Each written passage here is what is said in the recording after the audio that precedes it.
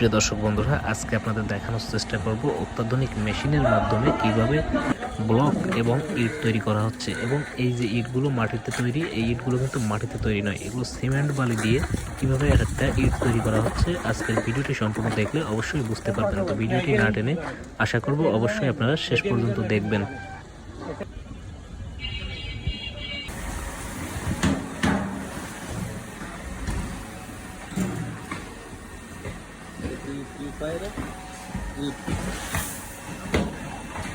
এখন আর আপনার ইসের কাজ হবে